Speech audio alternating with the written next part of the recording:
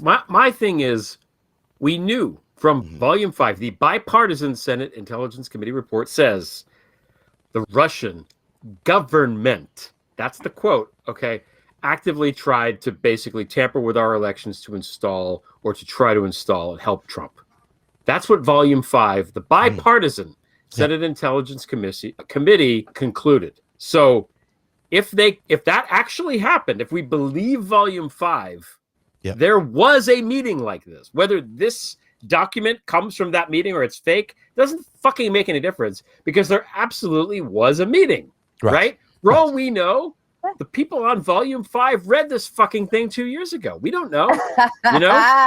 Well, we do know that it was actually doing the rounds in Western intelligence agencies prior to this, which reminds me of this important point that this could be a leak by Western intelligence agencies. Yes, who are like out there to say to Vladimir Putin, that little Revel thing that you did last week that we told you shouldn't be doing, maybe you'll appreciate the release of this document. That seems to be just as legitimate a reason for how this document came out as that it might be a hoax.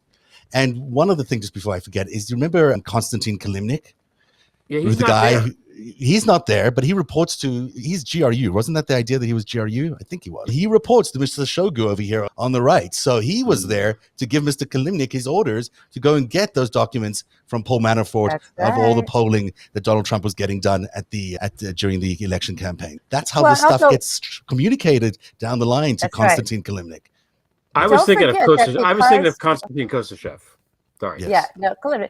Don't forget that because Paul Manafort also ran the campaign of Yanukovych, that he probably had a direct relationship with somebody at that table as well. I would be surprised if he didn't. So more than one. Michael Flynn has a direct relationship with the man at the head of that table. So that's right. There you go. And he used to run our psyops, right? One more point, okay? Gary Kasparov, the chess master / Russian dissident politician, said, basically, I'm going to paraphrase a little bit.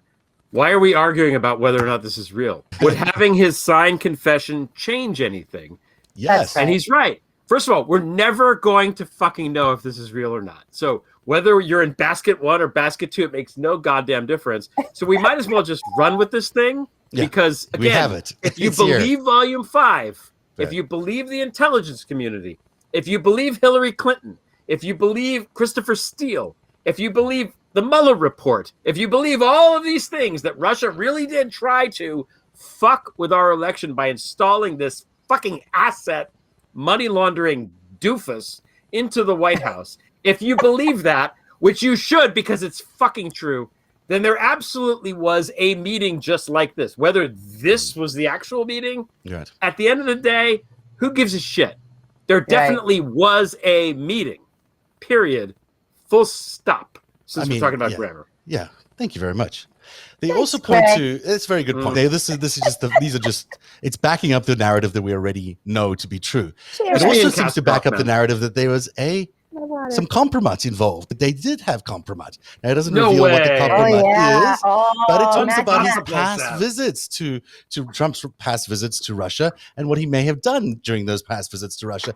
And we don't get to see that appendix, unfortunately, although I'm sure an intelligence agency in the West has seen that appendix. Poor Luke Harding just got left without that information. But there's compromise on Donald Trump, and I guess now the Western intelligence agencies know it too. Which reminds me of that Helsinki meeting and what must have happened backstage. And Noel Kassler is convinced that this is what happened backstage, that just before Donald Trump comes out on that stage, he thinks Putin showed him the compromise. And that's why Trump was looking as sheepish and ridiculous and disgusting as a leader as you could possibly imagine. That's what he thinks happened there, which wouldn't surprise me. Wouldn't surprise me. I think he was absolutely told, you cannot appear taller than him, which is a feat, because even though Donald lies about his size, his height, Vladimir Putin is barely 4'11". So he had to really shrink down, and Putin had to walk tall, and Donald probably took the lifts out of his shoes. And then I'm not even sure that was the podium that Donald was supposed to go to at Helsinki. It seemed like Putin took the podium he wanted. Yeah, he owns him. Yeah, he owns him. He looks like he owns him. And you can see why. He's got all this information about him, and that's why he elected him president. There is one thing that I will say that there's the media viruses that they describe in these as weapons that they will use to hurt American society. Self-sustaining media viruses and self-replicating that will alter mass consciousness in certain groups, which frankly must have been happening because look at what's happened to American society. That's exactly right. And this is the thing that gets me, and this is why I don't agree with Kasparov. It's still happening today. This stuff is still happening today. It's not something we could just say it doesn't matter. This is still happening today. And if this is proof that Vladimir Putin is operating weapons of mass disinformation on the American society to drive these massive wedges into society that are forcing people to, I don't know, blow up, I don't know what these guys arrested were today. They were going to blow up California Democratic Party. There you go. I mean, if this man is waging an act of war against the United States that is forcing Americans or somehow encouraging Americans through psycho weapons of some sort to take on these violent acts against Americans, then this man is at war with us and we need to be at war with him. And it's not just okay to go and say, hey, listen, buddy, can you knock off the hacking thing? This is an act of war. They're operating a full-on war. And Americans are suffering. We are going to continue to suffer until these disinformation machines are switched off. And I include Fox News amongst many of those disinformation machines needs to be turned off. There's a really important point here in this language, though. Self-sustaining, self-replicating. Right. So I don't know how much involvement they even need to have anymore. Americans have picked this up and are running with it, and an Australian family. Speaking of Fox, so we got infected.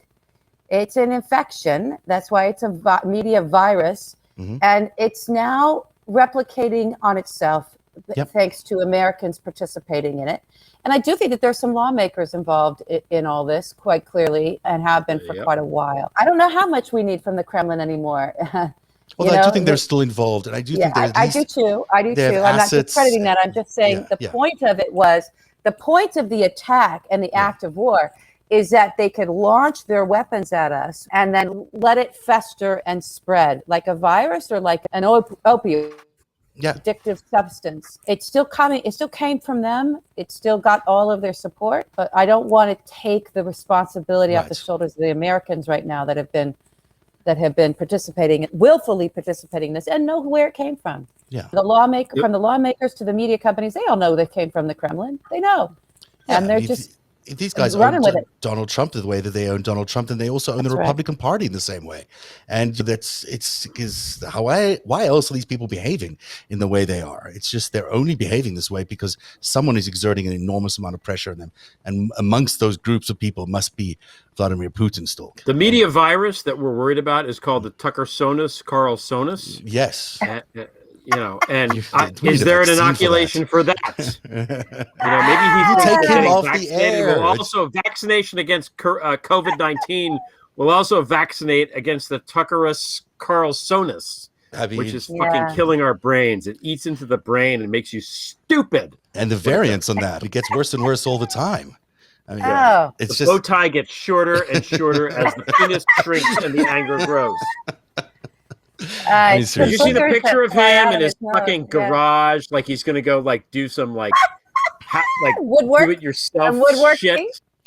Oh my god! Like I'm bad. Oh my god, that guy would be helpful. I don't think he can hammer a nail. That's it. How they go to sleep at night knowing that they have now spread this Delta variant through all their viewers, basically, because they've told them not to get vaccinated. It's just astonishing and why there's no way to shut them down. There are people that are evil. He's evil. Tucker Carlson is an evil person. Rupert Murdoch is an evil man. There are evil people in the world, and those people are just fucking evil. Let's take their broadcast licenses away from them. How about that? How about we not let them broadcast? They don't need to have broadcast licenses. Get him. I don't understand why he can go on TV and lie about the virus. I don't understand. I think they should just go arrest him and just let him fucking fight it out in court. Like at this point, take him off the air and let him all go to court. Why is Rupert Murdoch being allowed to put all this crap in our air anyhow? Like, can I just for 1 second here? Yeah. I know we want to talk about other things, but go right ahead. God bless the Texas Democrats, okay, in the state house there, because what they are doing is they're thinking outside the box. They are the only Democrats seemingly in the whole fucking country that understand what we're up against and are willing to like bend the rules and do stuff to preserve democracy in this country. Everybody else, it's all about process, parliamentary procedure. We have to blah blah. We have to check with the Senate Parliament. Fuck that noise. Fucking try something different. None of this shit is working. This Joe Manchin motherfucker. Whatever you need to do. Maybe Kamala Harris needs to do the Lisa Kerr plan and go in there and be like, "Hi, I'm the Senate Majority Leader now. Fuck you. Filibuster's not in the Constitution. Vote on this shit the fuck now." And then just do it. What are they going to do? What Mitch McConnell's going to be like? Fuck you, Mitch, and your purple fucking hands. Try something new. Think of something to do and try it. At least Donald Trump is an evil motherfucker, but at least he tried stuff.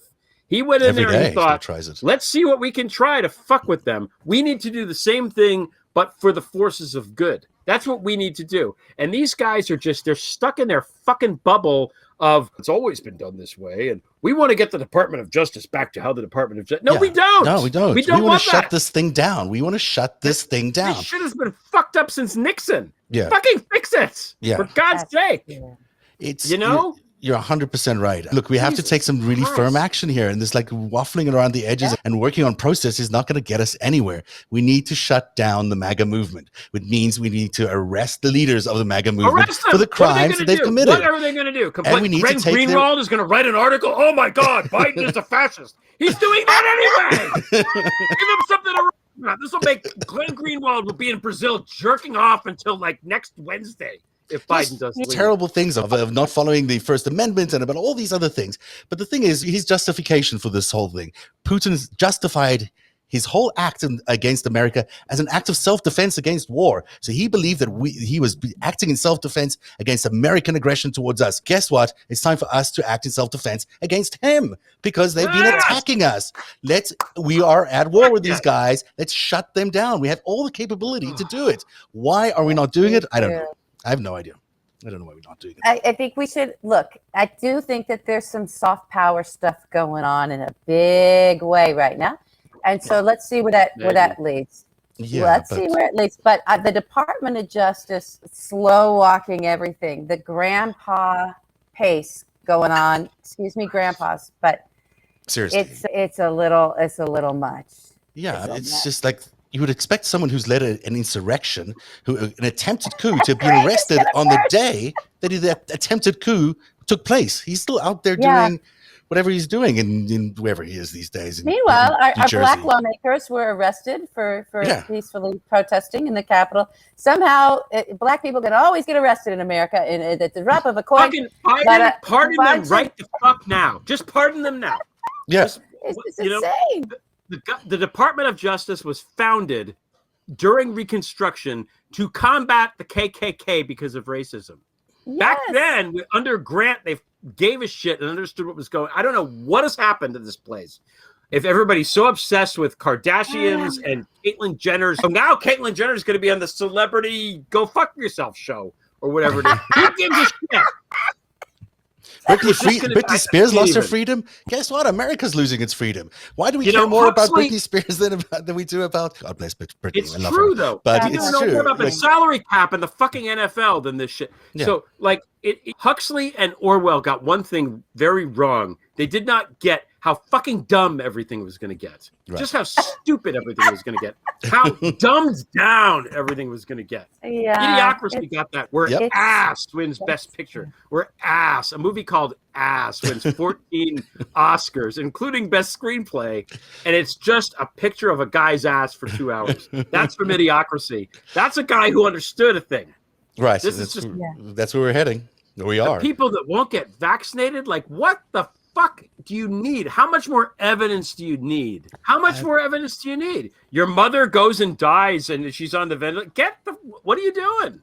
What's also really troubling me about all of that is that you've got these people who mean to do well in these states who either want to run fair elections or get people vaccinated who are getting intimidated who are quitting their jobs because they're getting death threats because they dare to suggest that school children should get vaccinated. That is now a reason to get fired from your job in a state, or that you can't teach race or racism in some schools, or you'll lose your teaching license in Oklahoma. We've gotten to the point of like ludicrousness that it's just like, that's not America anymore that those people are practicing over there. We need to just shut it down. They're just not doing it the way, they're not following the rules. That's not the country we built. I had a very wise friend say to me, that's okay. It's good to be upset about this. Yeah. People are dying. People are dying, and it's it's an intentional act to create this genocide among the unvaccinated, either to just create chaos and have our systems collapse, or to try to pin something on Joe to get rid of him so that they can get their fascist in there and hang this. So I had a friend say to me last week, very wise woman, said, I think what we're really up against is a death cult. Yeah. And I think that there's real truth to that, of the nihilists are at the wheel. They've been given immense power, and they have figured out that mass death is somehow their way to even more power. And so that's really what we're staring in the face of, that evil shit, which is why everyone keeps reaching back to fascism and of the 30s and 40s and evoking that word and evoking that era, because that was the last time we really were also up against a global death cult. So I think it's important to just be prescient to that, to be outraged about it, but also to not feel so helpless. I do think we can keep pushing our leaders. I love what the Texas Democrats, the legislators did. They just did it. And look at what happened. Did it upset people? Oh, did it blah, blah, blah, all this stuff that stops Democrats from doing big, bold things like that. It didn't happen. It freaked everybody out on the right, because all of a sudden, it was great. They grabbed the narrative. They grabbed the narrative and they ran with it, and they were in control of it. And it doesn't make the other thing come back and strangle you. It makes the abuser freak the fuck out. They don't know what to do. Oh my God. And it worked. It worked. It's stuff like that's going to keep working. It's going to keep working. We're not helpless. Regarding the Texas Democrats, I was going to launch some products, some merch on Narativ, and I designed some gear, which I'll launch, I guess, over the next few days, but which is all around their slogan, which is, it's the fight of our lives. Fight of our lives. It's cool shit, and I will share it with everyone either on the Twitter feed. I love it. Because I got inspired by them. But I'm saying these guys have got the idea. They've got the idea of what they're going for, and they've got an idea of doing things differently, and a grassroots movement that really is going to make a difference. Speaking of nihilism, before we end the show, because I know you have that look on your face. Well, I have that look on my face saying that there's no ways we're going to get to Maxwell. Like, there's no chance. So Maxwell. No. We'll do that next time. Yeah, we just have to take a break, and then we're going to come back for something else. But yes, go ahead. You do your thing. Just speaking of nihilists and pop culture, again, we must quote Walter Kubchak from The Big Lebowski, who said, "Say what you will about National Socialism. At least it was an ethos. These nihilists, that's it. They don't believe in anything." We'll be right back, everybody. Hey there, friends. Thanks for watching and listening to the Narativ podcast. I have a question for you. Why do only 4 companies control 80% of the U.S. meat industry? Well, that's because big food absolutely crushes the little guy.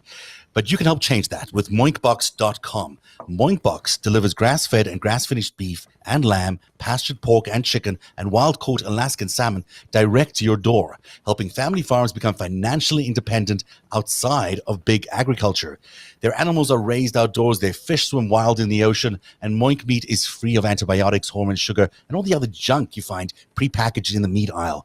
With Moink, you get the highest quality meat you've ever tasted while supporting real family farms. Sign up at moinkbox.com/Narativ, and you'll get a year of bacon for free. And then you can also pick what meats you want delivered with your first box. Change what you get each month and cancel at any time. Moink meat is so tender and delicious. I absolutely know you will love it. So do the people who created it, which Moink was founded by an 8th-generation farmer who was featured on Shark Tank. The sharks loved it so much, they invested so much money in this particular product, in Moink Box, that they guarantee you'll say, "Oink, I'm just so happy I got moinked." I know I am, and I'm positive you'll be too. Join the Moink movement today. Go to moinkbox.com/Narativ right now. And listeners to this show get free bacon for a year. That's 1 year of the best bacon you've ever tasted, but for a limited time. Spelled Moink, M-O-I-N-K, box.com/narrative, N-A-R-A-T-I-V. That's moinkbox.com/narrative. Don't worry, Greg. You'll get to do that next time. I just didn't have time to record that with you, and I know how much you like Moinkbox. So next time, Moinkbox is good shit, man. Oink Good. Oink. That's their thing. LB. Yeah. You have been away for a couple of weeks, and you wanted to share something with the audience. And over to you. I launched The World Beneath on the June 28th. The series dropped. And I thank everybody for all of the support on all that. That's been amazing. And the next day, my brother was shot and killed in DC. We're all pretty shattered. He was an innocent bystander. I just want to talk about my brother for a minute because I haven't done that. I know you guys have seen me on Twitter since and promoting the show. I want you to know that before I get to my brother, I just want to thank everyone here, Zev and Craig. You've been amazing for me and my family, and some wonderful folks on Twitter that you all know about really rose to the occasion. Glenn Kirshner has been a rock for me, and Fred Gutenberg was there for my parents in a really beautiful way, and I'm so grateful to him. And Lou New, my dear friend, took over my Twitter, so a lot of that was her tweeting out at you guys in my voice. She somehow captured it so that she could support the show and keep all that going. So my brother Jerry was a really beautiful man.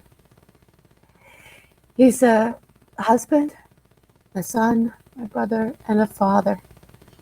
2 boys. He was, my dad's an amazing dad. And I'm not just saying this to hero worship my brother right now. But I will say that my brother was the greatest parent I've ever witnessed and ever been around. He was just superb.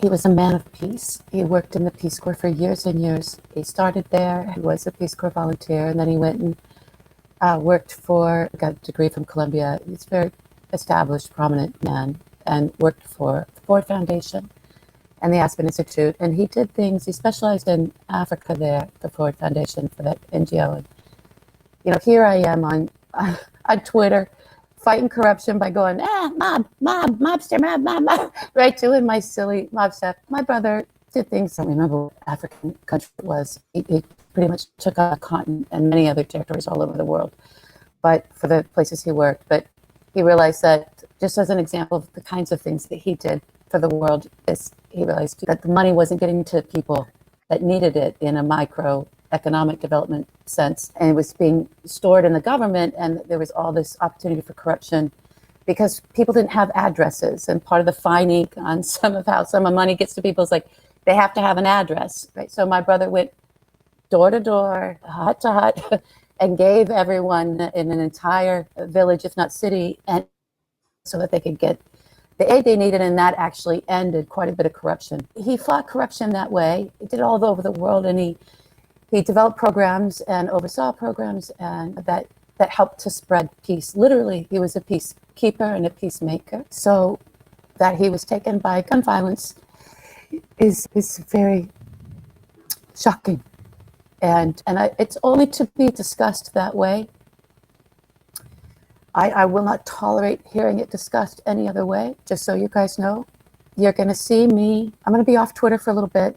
I just need to take care of myself. I kind of had to be there for my parents and hold everyone together for a while, but I need a little time.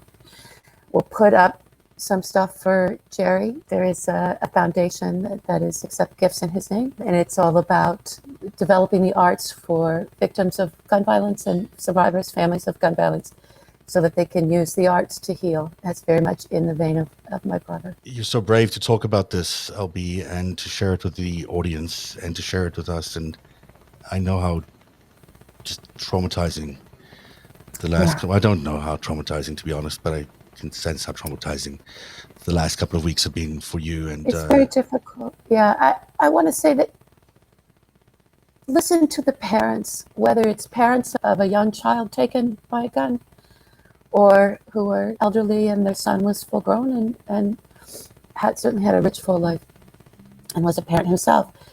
There's wisdom that came out of my parents in this moment was profound. People like Fred Gutenberg, we really need to listen to the parents. I'm going to be supporting their voice. They have a clarity I don't have. Losing a child it is the worst imaginable thing, and losing a child to homicide is awful. Those are the voices we need to amplify and support and let them lead us. I do think there'll be some pretty profound leadership out of my family. We just need a moment to find our feet. I do want to say this. I was with my brother. Greg, you just missed him by like a day in New York, I think. I know. And so we were recording some voiceover work for The World Beneath. And so he's in my show. And his episode is just a little part, but it's on Monday. So I'll be letting you guys, you'll hear him. And I'll let you know who he is in that. All right, so that's on the Monday edition of the World That's Monday. Beneath. Yeah. And thank you for sharing this with us. It's a sad note to leave the show tonight. But it's a sad note. I'm sorry, everybody. Just hang on to each other. We don't need to be attacking each other. We don't. No. Just hang on to one another. You've been very, very brave throughout all of this, and thank you very much for sharing that. We'll end the show with a little tribute to your brother. Okay. Thank you. Good night, everybody.